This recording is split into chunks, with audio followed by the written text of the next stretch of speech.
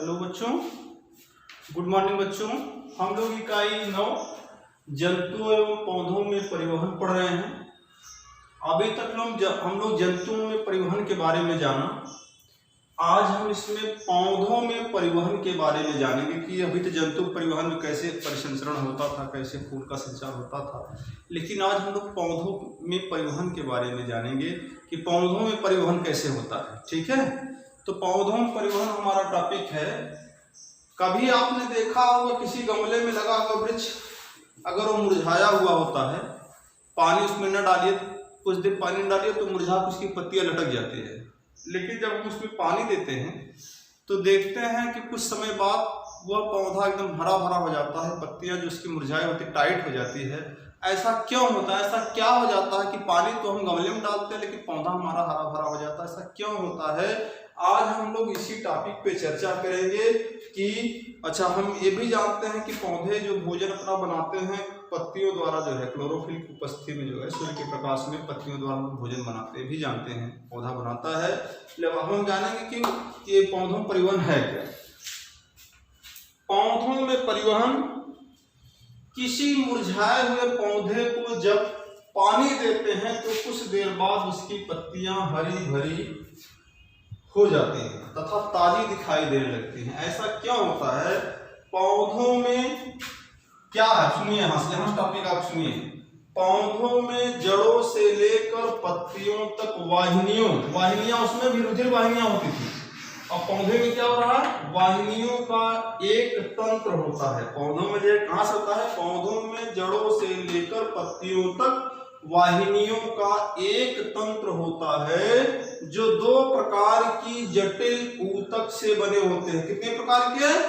2 प्रकार के जटिल ऊतक से। ठीक है, 2 प्रकार के जटिल ऊतक से बने होते हैं। वो दोनों जो जटिल ऊतक हैं उनके नाम क्या हैं? एक का नाम जाइलम है, जिसे हिंदी में दार बोलते हैं। दूसरे का नाम फ्लोएम है, जिसे हिंदी में पोषवाह कहते हैं। तो आप जाइलम और फ्लोएम 2 नाम याद रखिए कि जाइलम और फ्लोएम, ये जो 2 जटिल ऊतक हैं, उन जटिल ऊतक का नाम है जाइलम और फ्लोएम। ठीक है, अब जाइलम और फ्लोएम के बारे में हम लोगों ने जाना कि जाइलम फ्लोएम है क्या। ठीक, अब जाइलम फ्लोएम के बारे में हम समझते हैं। जैसे जाइलम क्या है? जाइलम जो है जड़ों द्वारा अवशोषित जल एवं खनिज लवणों को घोल के रूप में तनों से होते हुए पत्तियों तक पहुंचाते हैं। ये जो जाइलम है ये करता क्या है? ये पौधों जो जल है, क्या क्या? जल और खनिज, इन दोनों को, जल और खनिज लवणों को जो है, किसका काम है? जाइलम का। जाइलम जो है जड़ों द्वारा अवशोषित जल एवं खनिज लवणों को घोल के रूप में, किस रूप में? डाइल्यूट कर लेता है, घोल के रूप में। कहां से लेता है? तनों से होते हुए पत्तियों तक पहुंचाता है। ये काम जाइलम का है। फ्लोएम क्या करता है?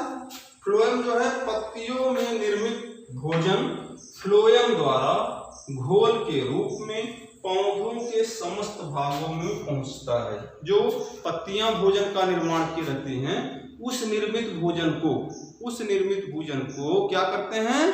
घोल के रूप में पौधों के समस्त भाग तक पहुंचाने का कार्य कौन करता है? फ्लोएम करता है। और जाइलम क्या करता है? वह खनिज लवणों को घोल के रूप में अवशोषित करके तनों से होते हुए पत्तियों तक पहुंचाने का काम होता है। यही जो है पौधों में परिवहन है। जाइलम और फ्लोएम के द्वारा पौधों में परिवहन होता है। ठीक, ओके।